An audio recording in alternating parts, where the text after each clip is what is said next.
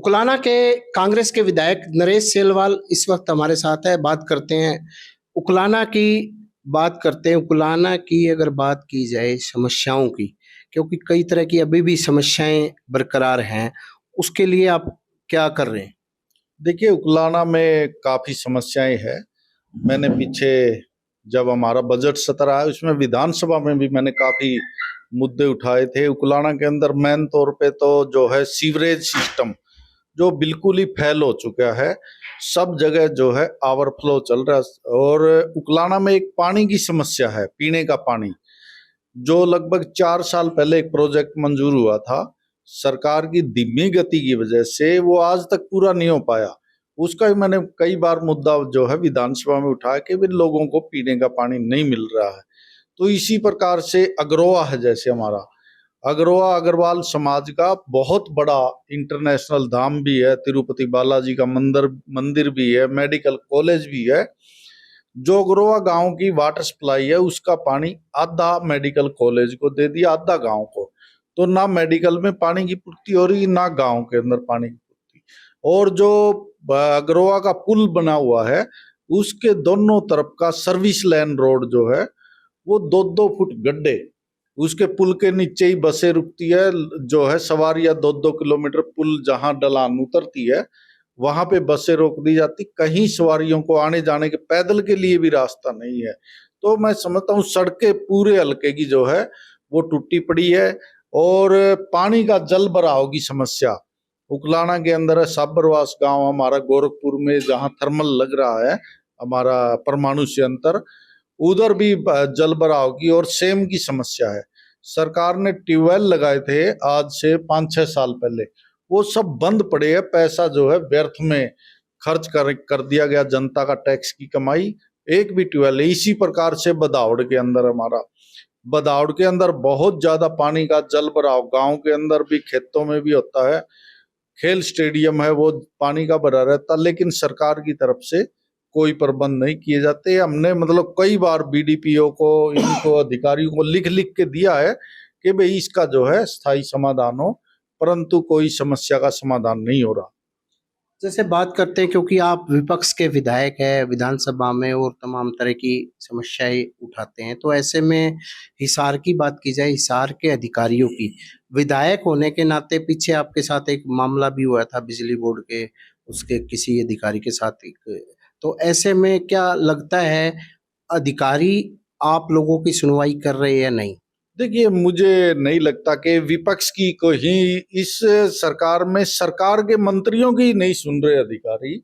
क्योंकि आपने देखा कभी अनिल विज जी का अधिकारियों को धमकाते हुए आता है वीडियो।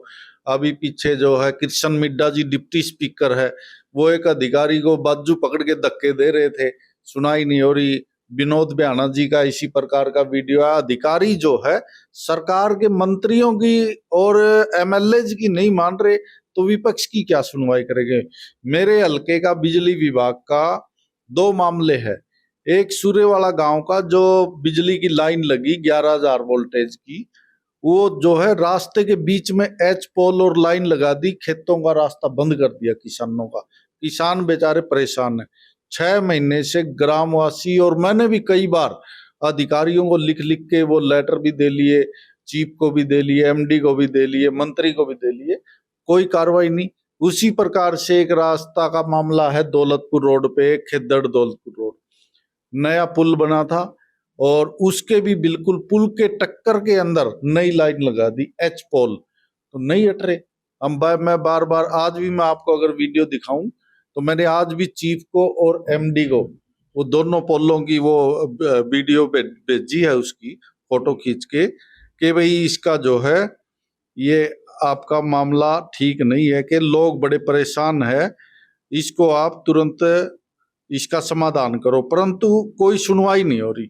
और मैं समझता हूँ एक मामला जो यहाँ आया हुआ है, देखो एमडी साहब को भी आज मैंने, ये देखो पोल, इस तरह यही मामला सूर्यवाला का है, यही ये पावड़ा का है। इस तरह रास्तों के बीच में एच पोल, क्या इन अधिकारियों को जब लगाते दिखाई नहीं देते कि भाई आप रास्ते के बीच में फिर उसका एस्टीमेट बनाते हैं, प्रोसीजर में चलता है। अभी हिसार का एक मामला आया है, एक दलित परिवार के एक बच्चे का जो मर्डर हुआ है वो धरने पे बैठा परिवार, लगभग आज 7 दिन हो गए, एक सप्ताह। मुख्यमंत्री जी गहरी नींद सोए हुए। क्या मुख्यमंत्री जी को संज्ञान नहीं लेना चाहिए? जब एसपी से और एडीजीपी हिसार से मिले लोग तो उन्होंने उन्हीं को धमका के वापस भेज दिया, कोई सुनवाई नहीं हुई, डिसीजन ही उन्होंने कर दिया। अरे कम से कम एक बच्चे की डेड बॉडी पड़ी है, उसका आप पोस्टमार्टम करवा के, परिवार भी चाहता है कि पोस्टमार्टम हो और इस बच्चे का संस्कार हो, कम से कम उसका संस्कार तो करवाए। जो मुद्दा है पोस्टमार्टम के अंदर आ जाएगा, कैसे उसकी डेथ हुई है, सजा देना तो कोर्ट का काम है, वो आगे की प्रक्रिया। परंतु सरकार जो है दलितों के प्रति संवेदनशील नहीं है। दलितों की वोट बैंक लेने के लिए इन्होंने डीएससी का धर्म का नाम पे और जातियों में बांटकर वोट तो ले लिया, परंतु आज उनकी रक्षा करने के लिए जो कहते थे कि मंत्री बने हुए कृष्ण बेदी जी, वो कहते थे कि भाई डीएससी के लोगों ने सरकार बनाई है, आज उन्हीं डीएससी के लोगों पे अत्याचार हो रहे हैं। और 2 दिन पहले बरवाड़ा का मामला था, जो ओड समाज के लोग थे, पुलिस ने 34 लोगों को पिटाई करी और उनके ऊपर मुकदमा दर्ज कर दिया। कैथल के थाने का मामला है, एक दलित महिला को थाने के अंदर टॉर्चर, इतना 3rd डिग्री दी गई, बेचारी की ब्लीडिंग हुई, बहुत ज्यादा गंभीर हालत में थी वो महिला। तो मैं समझता हूँ इस सरकार में, सरकार के अगर थानों के अंदर ही और पुलिस के जो रक्षक है वही गरीबों को प्रताड़ित करेंगे, मारेंगे, तो मैं समझता हूँ इस सरकार में गरीबों को न्याय मिलने वाला नहीं है। बात की जाए, जैसे आप विपक्ष के तौर पे, विधायक के तौर पे काम कर रहे हैं अपना फील्ड में, तो क्या लगता है कि सरकार से पर्याप्त आपको बजट मिल रहा है या और कितनी जरूरत है? नहीं, जरूरत तो बजट की तो बहुत ज्यादा होती है। अब हम तो विपक्ष में हैं, सरकार के एमएलए एमपी की तरफ तो हमें मिलेगा नहीं, परंतु जो है हमारा विधायक निधि का पैसा है वो पिछले 2023 24-25 का आना था हमारा 1 करोड़ रुपया। उसमें मुझे जो है अभी रिलीज हुआ, वो पहले तो इन्होंने कहा लैप्स हो गया, परंतु मैंने बार बार चक्कर काटे वहां सीएम फ्लोर पे, तो उसके बाद अभी मेरा 90 लाख रुपए इन्होंने रिलीज किया है। और 90 लाख रुपए में 60 गांव है, मेरा क्या होता है 3-3 लाख रुपए भी गांव के साथ बांटे नहीं आता। कम से कम एक के हल्के में 5-5 करोड़ रुपए देने चाहिए एनुअल, जैसे एमपी को मिलते, ताकि लोगों की जरूरत की गलियां है, सड़कें है और दूसरे चौपाले हैं, उनका काम हो सके।